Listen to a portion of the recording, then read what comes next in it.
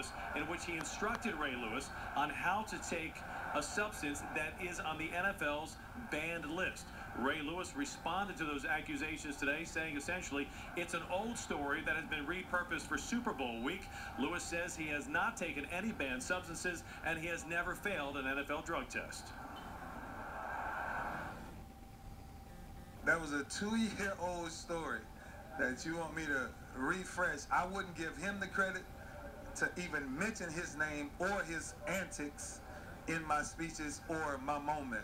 I can't do it, so I won't even speak about it because I've been in this business 17 years and nobody has ever got up with me every morning and trained with me. Every test I've ever took in the NFL, there's never been a question if I've ever even thought about using anything. So to even entertain stupidity like that, tell him to go try to get his story off somebody else.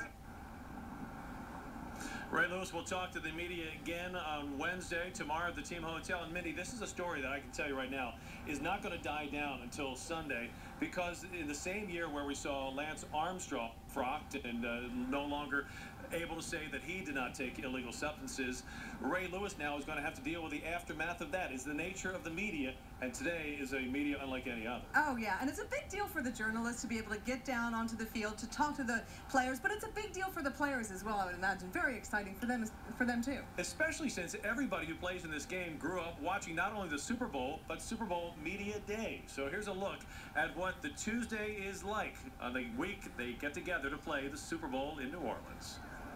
Part circus, part serious. Media Day brings out the strangest blend of the absurd with serious insights. Anquan Bolden, in one breath, telling a man in tights and a cape that he eats fruits and vegetables, and in the next breath, talking about the sting of losing a Super Bowl with Arizona. There's going to be a lot of distractions. There's going to be a lot of things going on around the game. But at the end of the day, on Sunday, you have to play a game. And you want to be prepared as much as possible to go win and win that game, because the one thing I took away from my first Super Bowl is you don't want to walk away not holding that trophy. If there's one thing that helps on the Tuesday of Super Bowl week, it's the experience. Defensive coordinator Dean Pease has been to the Super Bowl before, which means you've dealt with the circus that is today before. What's your advice to the players on Media Day? Really, just take it all in and, always remember who you represent whenever you say anything. But the other part of it is just take it all in. It's a once-in-a-lifetime experience, and just say what's on your mind, but be careful what you say. Ray Lewis drew a crowd worthy of a political convention, while fans looked on from seats they likely will never afford on a Super Bowl game day. Media Day pulses with unique energy, cameras in all shapes and sizes, reporters from around the world, some very possibly from outside this world, and players all taking in the twisted reality that everything they have worked for on a football field somehow brought them to this moment. It still seems like a dream just because of the fact that this is something that I've always watched from the outside, and now I'm a part of it. So it's just, I don't know, I'm trying to still take everything in. It hit me, and I thought about all the moments where I was in the park playing as kids, and you joke about playing and saying, I'm going to catch this to go to the Super Bowl. You're actually going to be playing in the Super Bowl. And you can get overwhelmed if you think about it. You just do the little things right. I mean, go out and play how you've been playing all season to get one game done, one game won. And of course, if you win that Super Bowl 47, you become part of NFL lore and NFL history. But for head coach John Harbaugh, he has set a definite tone this week, Mindy, in making sure that his players see he's enjoying himself. He has had a huge smile on his face since he's gotten here. I mean, his energy is just vibrant, wouldn't you say? I would, and I think the key for him, I had a chance to sit down with John Harbaugh one-on-one just prior to coming down to New Orleans, and the message he is continuing to get across to his players, and I think he delivered today as well, don't let the moment get too big for you. The field is still the same size as it ever was. And the biggest thing is it's 53 1/3 yards wide, the field. It's 120 yards long, and the game will be won between the white lines. Now, instead of being a 3-hour proposition, it'll be about a 4.5-hour proposition. So let's understand that, and let's understand the way the timeline works a little bit.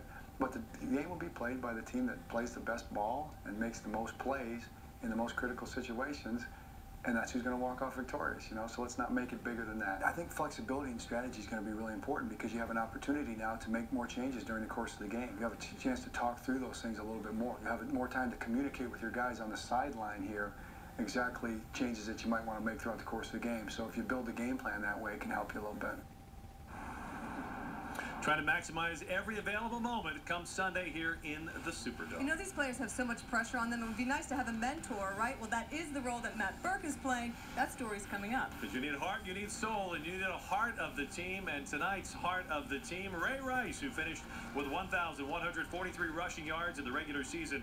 Ray Rice also had 61 receptions for 478 yards. The year before I retired was a down year, and then in Oakland was a down year. So I don't really live on numbers. I really live on impact and what you're able to do out on that field. So I really do think that I'm the greatest receiver to ever play this game.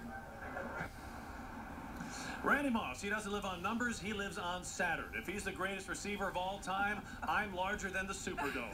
I mean, you just never know what you're going to hear. You know, that's some confidence, you know, to put it nicely, right? He's a great receiver. He's had a great career. The greatest of all time, no, but he is in town, by the way. Jerry Rice, the former 49er great, saw him by the team hotel for the Ravens today. So even though I'm sure Jerry Rice is pulling for the 49ers, he was stopping by to talk with some of the Ravens today. That's the greatest receiver of all time. And I think it's fair to say one of the nicest people in the game is Matt Burke. You know that. Super nice guy and very special to one particular player, right? Absolutely. Matt Burke in his 15th year. Gino Gradkowski, the Ravens rookie center, in his first year. In tonight's X's and O's segment, Pete Gilbert breaks down the relationship of mentor and mentee at the center of the action. One of the more interesting stories here on Media Day comes from the least glamorous of positions, that of center. Yet Matt Burke, his 14th season, probably his final one. And you have a rookie, Gino Gradkowski, the young man to whom Matt has become a mentor. But if you're going to be a mentee for Matt Burke, you better get used to some ribbing. Hate Gino. Hate him. His mom makes good meatballs, so. If you're going to work with Matt Burke, you better learn to deal with sarcasm, and quickly. It didn't take very long.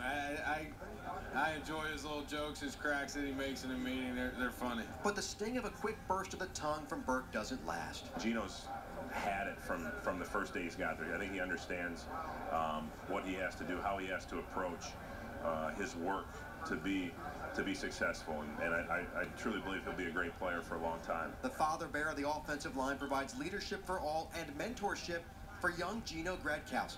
To be able to learn from a guy like Matt, who's been around the game a long time, very intelligent, and it just amazes me how quick he picks things up, how fast he sees things on defenses and things like that.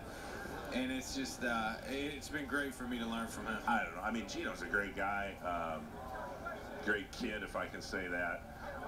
Works his tail off. I mean, does everything the right way. He's a right way guy. But maybe the greatest lesson Burke wants to pass along, that this experience, a Super Bowl, must be fully appreciated. It's not a birthright. He's spoiled because first year you get here, I mean, we've all been close before, and these guys that, right out of the gates they get to go. It's a pretty cool deal. Matt Burke at some point will pass the torch to Gino Gradkowski, but until then, unfinished business come Sunday.